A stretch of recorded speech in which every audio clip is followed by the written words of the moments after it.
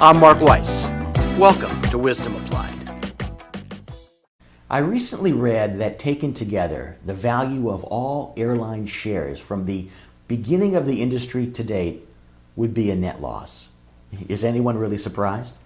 On two recent connecting flights on the same airline, the customer service experience was so wildly different that you'd think that there were not only different companies, but on different planets. The first plane was shabby with a torn seat and service to match.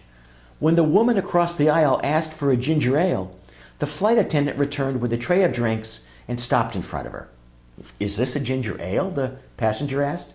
In response, the flight attendant scowled. "Well, that's what it looks like to me." When a simple yes would have sufficed, and a simpler "yes, ma'am" would have thrilled. The second plane is spotless, and the service is excellent. But what do I remember? The bitchy employee on flight number one, and she wasn't even talking to me. I just had to bear overhearing it.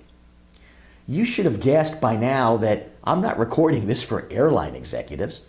I'm recording this for medical group leaders.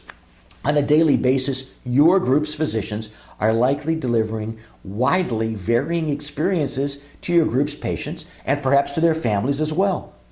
They're also likely interacting very differently with referring physicians and others. Why? What will the blowback be in connection with your next negotiation with a facility? What referrals will you miss?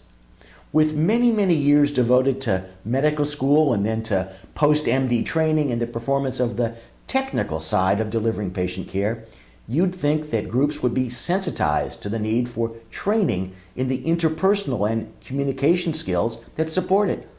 The fact that this is not the case makes this the case for your group to implement it. Hardly any of your colleagues at competing groups have any understanding of what I'm talking about. Fewer still will do anything to implement it. That's why for you, it'll be like shooting ducks in a barrel.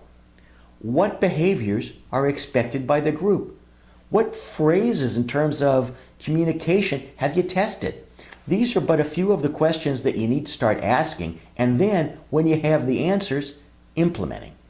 In fact, ask yourself right now, is your group run as poorly as an airline? For complimentary resources, including articles and our monthly newsletter, the Advisory e-Alert, visit advisorylawgroup.com.